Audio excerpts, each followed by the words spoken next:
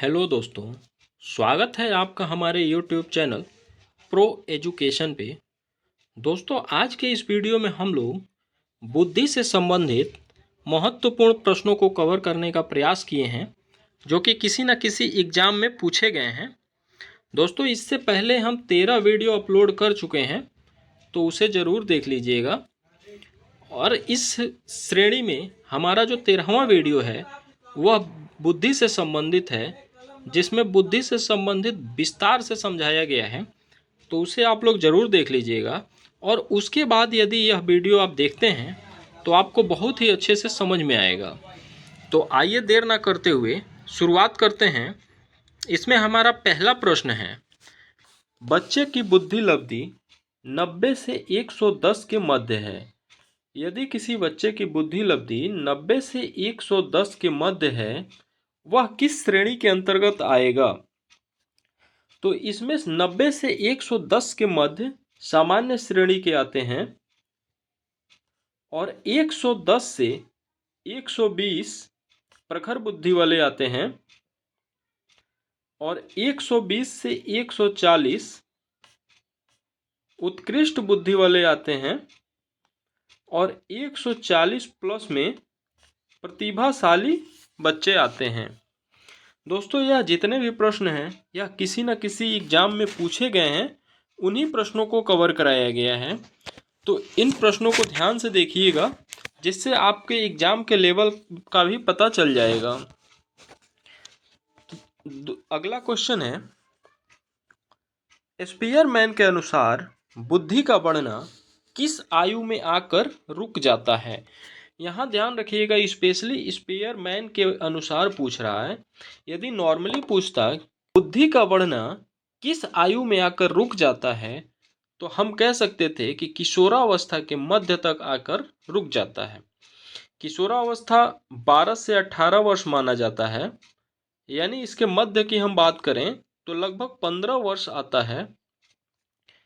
तो 15 वर्ष की आयु तक बुद्धि का विकास होता है, उसके बाद रुक जाता है। लेकिन इसमें स्पेशली स्पेयरमैन के अनुसार पूछा है, तो स्पेयरमैन के अनुसार जो बच्चे का बुद्धि का बढ़ना 14 वर्ष की आयु तक बढ़ता है, उसके बाद रुक जाता है।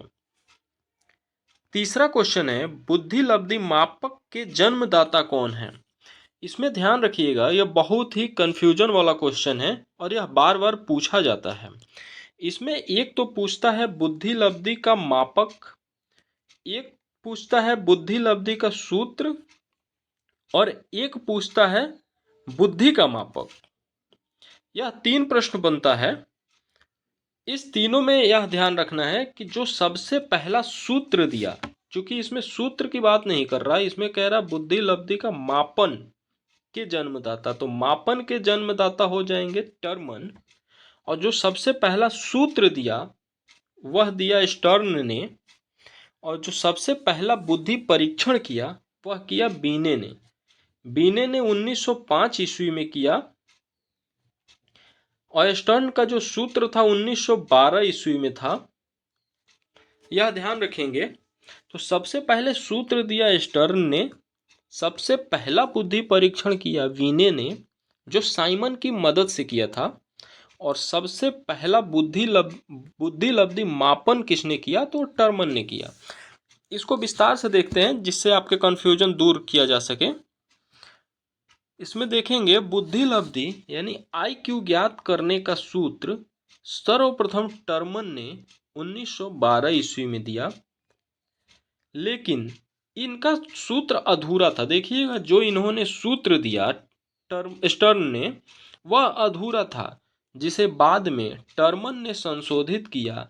इसलिए टर्मन को बुद्धि लब्धि मापक का जनक कहा जाता है। देखिएगा, बुद्धि लब्धि मापक के जनक हो गए टर्मन, सूत्र दिया स्टर्न, और पहला बुद्धि परीक्षण 1905 ईस्वी में अल्फ्रेड बीने ने किया, और यह साइमन की मदद से किया।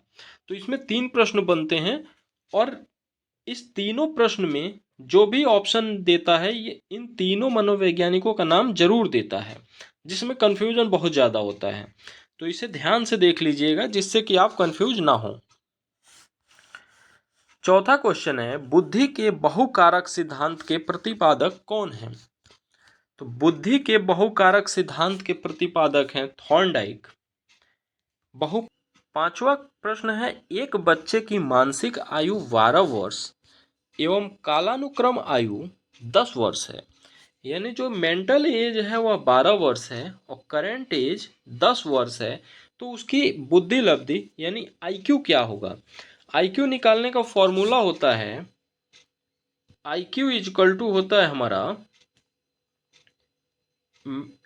MA यानी mental age upon current age into 100। तो इसमें मेंटल एज है 12 वर्ष, करेंट एज है 10 वर्ष और इंटू 100। तो इसको 0 से 0 काट दिया तो यानी 120 हमारा आईक्यू लेवल हो जाएगा, यानी बुद्धि लब्धि हो जाएगा। तो इसमें ऑप्शन नंबर हमारा थर्ड सही हो जाएगा। क्वेश्चन नंबर 6 है, बुद्धि के द्विखंडन सिद्धांत का प्रतिपादन किसने किया? तो बुद्धि के द्विखंडन सिद्धांत का प्रतिपादन स्पीयरमैन ने किया। क्वेश्चन नंबर 7 है, हावर्ड गार्डनर द्वारा निम्न में से एक को छोड़कर बाकी सभी बुद्धि के प्रकार बताए गए हैं। तो हावर्ड गार्डनर के द्वारा सृजनात्मकता को बुद्धि का प्रकार नहीं बताया गया है। इसके अलावा भाषा, अंतर्वैयक्तिक कौशल, अंतःवैयक्तिक कौशल, इन सभी को बुद्धि का प्रकार बताया गया है। क्वेश्चन नंबर 8 है, बुद्धि का वैज्ञानिक मापन सर्वप्रथम किसने किया? तो जैसा कि अभी हमने ऊपर प्रश्न में देखा था कि बुद्धि का सबसे पहला मापन बीने ने किया, सबसे पहला सूत्र स्टर्न ने दिया और सबसे पहला बुद्धि लब्धि प्रयोग टर्मन ने किया। तो इन 3 मनोवैज्ञानिकों का नाम याद रखेंगे, जो कि बहुत ही इंपॉर्टेंट है। इसमें देखते हैं नोट्स में, सबसे पहला बुद्धि परीक्षण 1905 ईस्वी में अल्फ्रेड बीने ने साइमन की मदद से फ्रांस में किया। इस परीक्षण में 30 प्रश्न थे जो कि 3 से 14 वर्ष तक के बालकों के लिए उपयुक्त थे। यह 3 से 14 वर्ष तक के बालकों के लिए उपयुक्त थे और इसमें कुल 30 प्रश्न को शामिल किया गया था। क्वेश्चन नंबर 9 है, अभियोग्यता के संबंध में सही कथन क्या है? समायोजन करने की क्षमता का नाम अभियोग्यता है। सीखने की क्षमता का नाम अभियोग्यता है।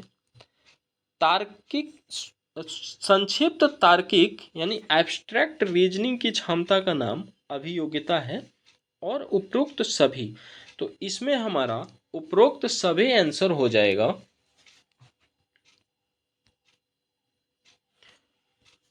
क्वेश्चन नंबर 10 की तरफ चलते हैं, बुद्धि का कौन सा सिद्धांत, इसमें कौन सा होगा?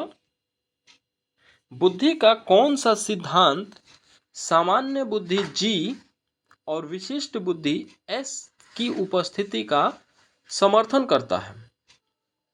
इसमें है पहला हमारा नियम प्रतिकूल सिद्धांत, दूसरा है गिलफोर्ड का बुद्धि का सिद्धांत, तीसरा है स्पीयरमैन का द्विखंडांत, चौथा है वर्नोन का पदानुक्रमित सिद्धांत। तो इसमें हमारा तीसरा हो जाता है स्पीयरमैन का द्विखंडन सिद्धांत। ऑप्शन नंबर थर्ड सही हो जाएगा।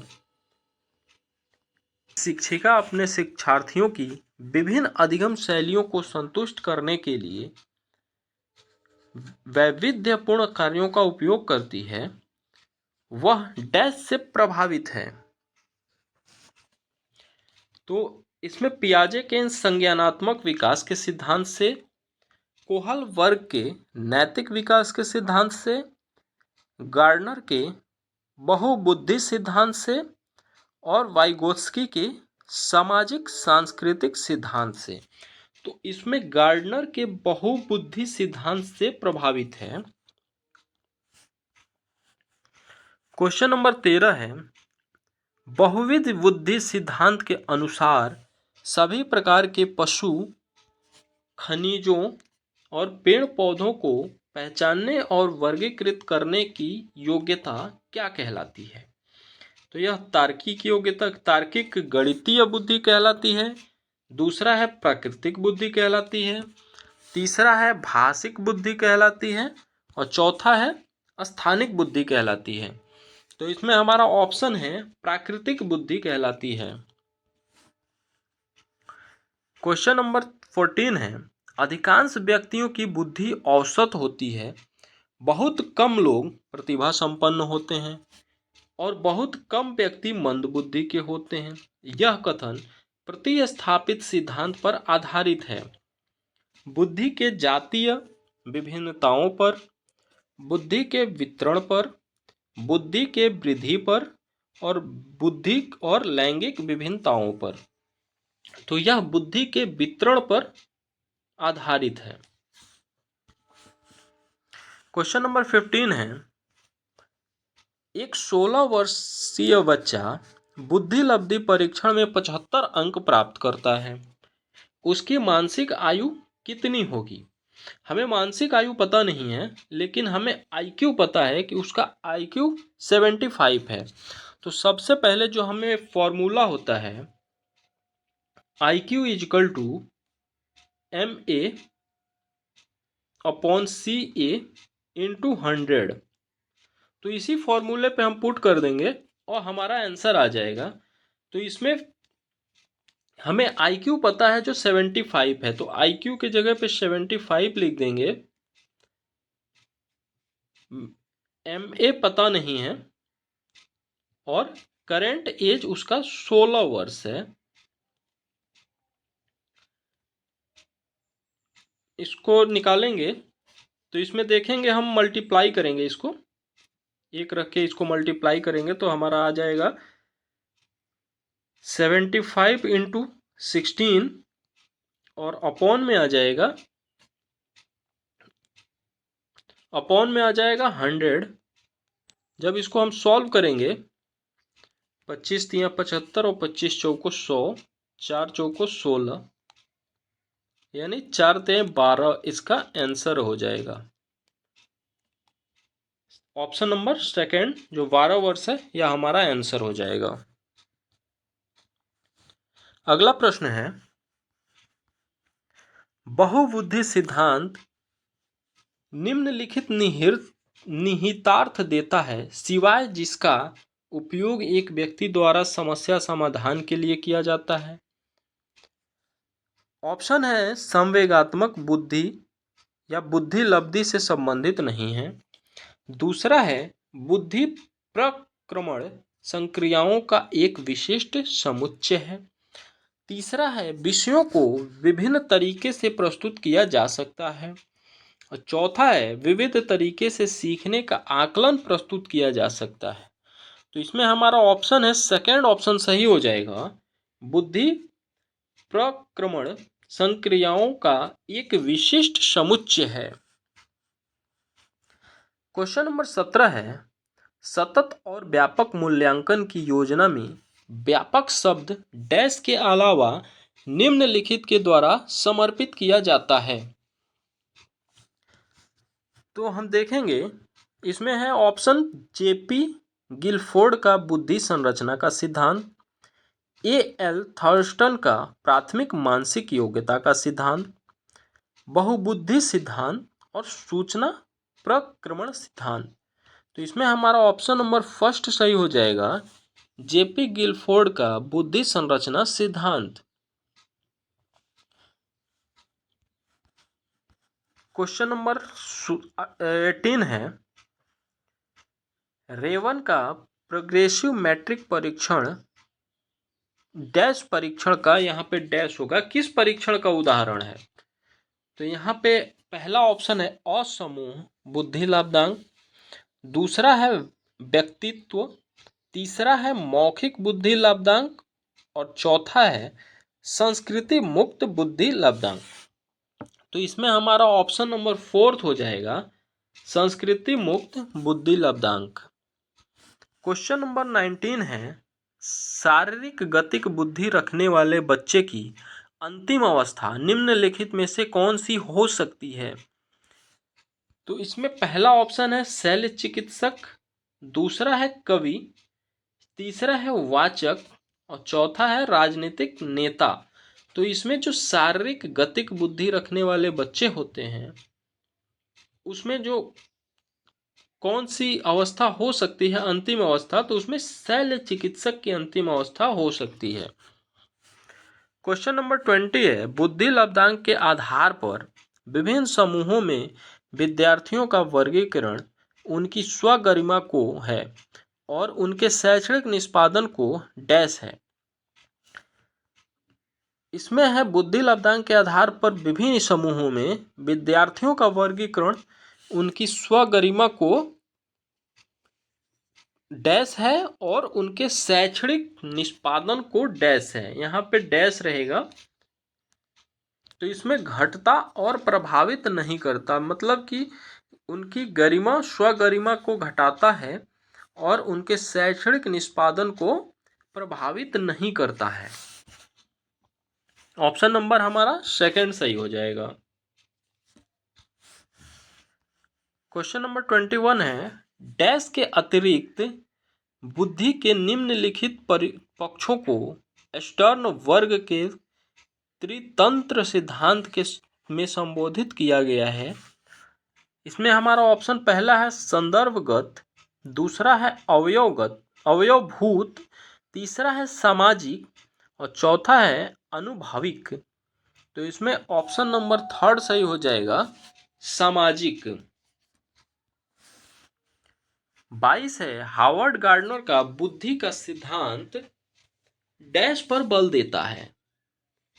हावर्ड गार्डनर का जो बुद्धि का सिद्धांत है यह प्रत्येक व्यक्ति की विलक्षण योग्यता पर बल देता है। ऑप्शन नंबर 4 सही हो जाएगा। क्वेश्चन नंबर 23 है, मानव बुद्धि एवं विकास की समझ शिक्षक डैश की योग्य बनाती है। इसमें पहला ऑप्शन है निष्पक्ष रूप से अपने शिक्षण अभ्यास, दूसरा है शिक्षण के समय शिक्षार्थियों से के संवेगों पर नियंत्रण बनाए रखना, तीसरा है विविध शिक्षार्थियों के शिक्षण के बारे में अस्पष्टता और चौथा है शिक्षार्थियों को यह बताने कि वे अपने जीवन को कैसे सुधार सकते हैं। तो इसमें हमारा ऑप्शन नंबर थर्ड हो जाएगा, विविध शिक्षार्थियों के शिक्षण के बारे में अस्पष्टता होना चाहिए। क्वेश्चन नंबर 24 है, निम्नलिखित में से कौन सी बहुबुद्धि सिद्धांत की आलोचना है। बात कर रहा है, इसमें है बहुबुद्धि केवल प्रतिमाएं हैं जो पूर्ण रूप से बुद्धि में विद्यमान रहती हैं। दूसरा है बहुबुद्धि शिक्षार्थियों को अपने रुझान को खोजने में मदद उपलब्ध कराती है। तीसरा है यह व्यवहारिक बुद्धि पर आवश्यकता से अधिक बल देता है। चौथा है यह अनुभाविक साक्ष्यों को बिल्कुल भी समर्थ नहीं दे सकता। तो इसमें हमारा पहला ऑप्शन सही हो जाएगा, बहुबुद्धि केवल प्रतिमाएं हैं जो पूर्ण रूप से बुद्धि में विद्यमान रहती हैं। क्वेश्चन नंबर 25 है, जो बुद्धि सिद्धांत बुद्धि में सम्मिलित मानसिक प्रक्रियाओं जैसे पराघटक और बुद्धि द्वारा लिए जा सकने वाले विविध रूपों जैसे सृजनात्मक बुद्धि को शामिल करता है, वह है स्पेयरमैन का, दूसरा है स्टर्नबर्ग का, तीसरा है बुद्धि का संवेद सिद्धांत, चौथा है थर्स्टन का की प्राथमिक मानसिक योग्यता। तो इसमें हमारा दूसरा ऑप्शन हो जाएगा स्टर्नबर्ग का बुद्धिमत्ता का त्रितंत्र सिद्धांत। क्वेश्चन नंबर 26 है, भाटिया बैटरी का प्रयोग निम्न में से किसके परीक्षण हेतु किया जाता है। तो भाटिया बैटरी का प्रयोग, इसमें पहला ऑप्शन है व्यक्तित्व परीक्षण, दूसरा है बुद्धि परीक्षण, तीसरा है सृजनात्मकता और चौथा है अभिवृत्ति। तो इसमें ध्यान रखेंगे जो भाटिया बैटरी का प्रयोग बुद्धि परीक्षण हेतु किया जाता है, तो यह ध्यान रखेंगे, यह हमेशा बुद्धि परीक्षण हेतु किया जाता है। इसका निर्माण C.M. भाटिया द्वारा किया गया, इसीलिए इसे भाटिया परीक्षण के नाम से जाना जाता है, C.M. भाटिया। और इन्होंने किया 1955 ईस्वी में, 1955 ईस्वी में किया था इसका। अगला प्रश्न है, थर्स्टन तथा लिकर्ट निम्न में से किसके मापन से संबंधित है? तो इसमें देखेंगे थर्स्टन तथा लिकर्ट किसके मापन से संबंधित हैं। तो पहला ऑप्शन है बुद्धि, दूसरा है अभिवृत्ति, तीसरा है मूल्य और चौथा है व्यक्तित्व। तो थर्स्टन तथा लिकर्ट ये संबंधित हैं अभिवृत्ति से, यानी ऑप्शन नंबर हमारा सेकंड सही हो जाएगा। क्वेश्चन नंबर 28 है, बुद्धि लब्धि के संबंध में क्या सत्य है? इसमें बताना है कि क्या सत्य है आईक्यू के संबंध में। बौद्धिक आयु में बौद्धिक आयु से व्युत्क्रमी संबंधित है, कालानुक्रमित आयु से प्रत्यक्ष संबंधित है और कालानुक्रमित आयु से व्युत्क्रमी संबंधित है और बौद्धिक तथा कालानुक्रमिक आयु दोनों से प्रत्यक्ष संबंधित है। तो इसमें हमारा ऑप्शन हो जाएगा थर्ड, कालानुक्रमिक आयु से व्युत्क्रमी संबंधित है। अगला प्रश्न है, 16 पीएफ का प्रयोग किसके मापन हेतु किया जाता है? यानी 16 पीएफ का प्रयोग किसके मापन हेतु किया जाता है, इसके बारे में देखेंगे। ऑप्शन में हमारा पहला है सृजनात्मकता, दूसरा है अभिरुचि, तीसरा है व्यक्तित्व, चौथा है दबाव। तो इसमें जो ऑप्शन है थर्ड हो जाएगा, यानी 16 पीएफ का प्रयोग व्यक्तित्व मापन हेतु किया जाता है।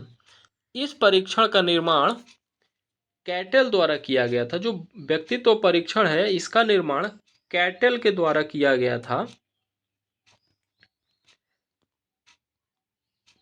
कैटेल के द्वारा किया गया था। इस परीक्षण के अंतर्गत 17 वर्ष से अधिक आयु वाले व्यक्तियों के 16 शील गुणों को मापा जाता है, इसीलिए इसे 16 यानी 16 पीएफ का प्रयोग कहते हैं। अगला प्रश्न है, बुद्धि का तरल मोज़ेक मॉडल किसने दिया? तो इसमें बुद्धि का जो तरल मोज़ेक मॉडल है वो कैटेल ने दिया था। तो आज का हमारा वीडियो यहीं तक समाप्त होता है। इसमें 30 प्रश्न को कवर कराया गया था जो कि बिल्कुल ही एग्जाम लेवल के प्रश्न थे। तो इसे आप लोग फिर से देख के और इसे प्रयास करिएगा कि बेहतर से बेहतर इसको सॉल्व कर सकें और याद कर सकें, क्योंकि यह एग्जाम में बार बार पूछा जाता है। तो आज का वीडियो देखने के लिए आपका बहुत बहुत धन्यवाद। आपका दिन शुभ हो। जय हिंद।